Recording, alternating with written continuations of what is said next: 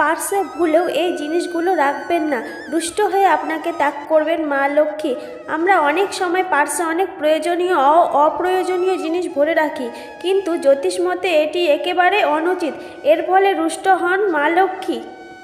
কোন কোন জিনিসগুলো পার্সে রাখা মোটেই উচিত নয় তা জানতে হলে ভিডিওটি স্কিপ না করে পুরোটা দেখুন। আর যারা আমার চ্যানেলে নতুন আছেন তারা চ্যানেলটিকে সাবস্ক্রাইব করে দিন এবং পাশে থাকা বেল আইকনটি প্রেস করে দিন।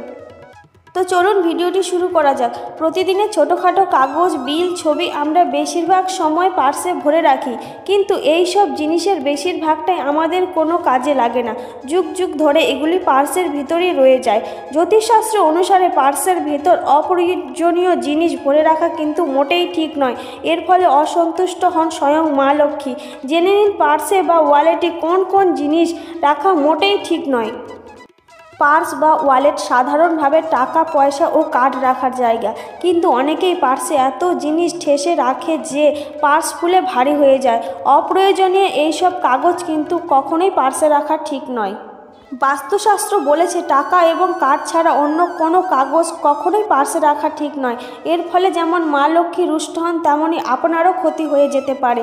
পার্সে অনেক কাগজ গুজে রাখায় সেখান থেকে টাকা বা অন্য কোনো দরকারি কাগজ বের করতে গিয়ে তা অসাবধানে পড়ে যেতে পারে এবং হারিয়ে যেতে পারে। তাই নিজের সুবিধার্থেই পার্সে শুধু টাকা বা কার্ড রাখুন।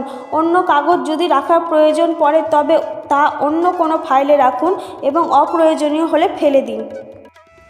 আরও একটা বিষয় মনে রাখবেন, পার্সে আমরা অনেকেই ঠাকুর দেবতার ছবি রাখি। জ্যোতিষবিদরা কিন্তু এ কাজ নিষেধ করেছেন। জ্যোতিষশাস্ত্র বলেছে নিজের আরাধ্য দেব দেবী বা গুরুদেবের ছবি পার্সে না রাখাই ভালো। বাস্তু অনুসারে পার্সে টাকা সবসময় পরিষ্কারভাবে পরপর গুছিয়ে রাখুন। টাকা পার্সে দুমড়ে মুচড়ে বা উলট পালট করে রাখলে তা আপনার উপর নেগেটিভ এনার্জি বিস্তার করতে পারে। টাকা ভাঁজ করে পার্সে রাখবেন না, সমানভাবে সোজা করে রাখুন। বাস্তু বলেছে আপনি যদি পার্সে সোজা করে পরপর টাকা রাখেন তাহলে আপনার খরচ নিয়ন্ত্রণে থাকবে। ভিডিওটি ভালো লাগলে অবশ্যই একটা লাইক করবেন এবং প্রিয়জনদের শেয়ার করে দিবেন আর সাবস্ক্রাইব করে পাশে থাকবেন।